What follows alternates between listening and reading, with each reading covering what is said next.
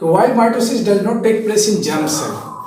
Mitosis जो germ cell में, germ cell मतलब जन्म कोशिका के अंदर में समसूत्री विभाजन क्यों नहीं होती।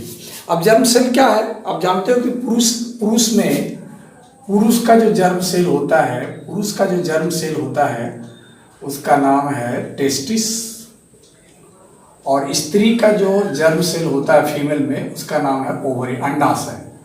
अब पता है कि टेस्टिस में मियोसिस की क्रिया होती है, आप लोग पढ़े होंगे। मियोसिस अर्धसूत्री विभाजन होता है और टेस्टिस में स्पर्म बनता है और ओवम में एग या ओवम का निर्माण होता है, अंडा का निर्माण बनता है। शुक्राणु और अंडाणु फिर ये आपस में मिलते हैं और ये एम्ब्रियो बनता है।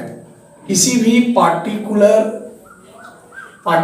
कोई भी विशेष जो पार्टिकुलर ऑर्गेनिज्म का उसका एक पार्टिकुलर क्रोमोसोम की संख्या होती है। पार्टिकुलर एक क्रोमोसोम की नंबर होता है जो उसके मॉर्फोलॉजी, उसकी आकृति और फीचर्स को डिटरमाइन करता है।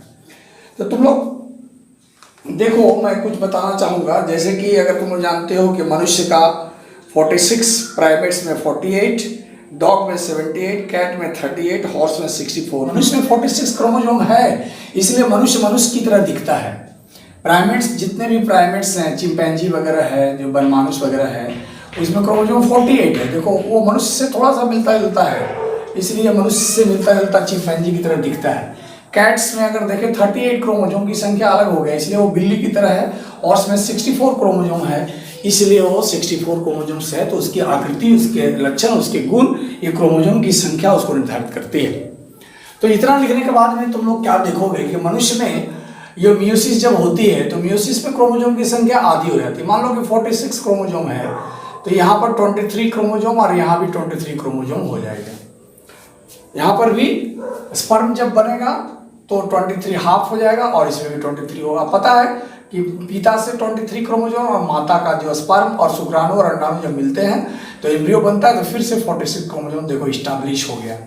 फिर से जितने क्रोमोसोम की संख्या माता और पिता में थी, ये संतान में भी 46 क्रोमोसोम हो गया, क्योंकि आधे आधे मिलकर के पूरे हो जाते हैं।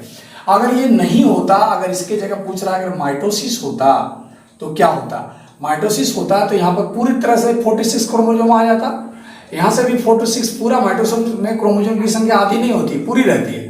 तो ये 46 मिलकर कितना हो जाता है, यहाँ 92 क्रोमोसोम हो जाता। और 92 क्रोमोसोम होने से इसकी आकृति मनुष्य की तरह ना होकर के किसी और जीव की तरह हो जाता, जो कि ये इसका लक्षण को एकदम अलग कर देता और मनुष्य की आकृति ही पूरी तरह से चेंज हो जाता।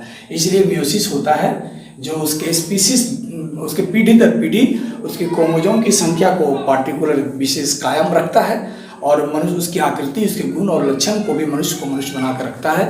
नहीं तो ये पर्टिकुलर चेंज होकर के दूसरी तरह की चीज़ों में कन्वर्ट हो जाता।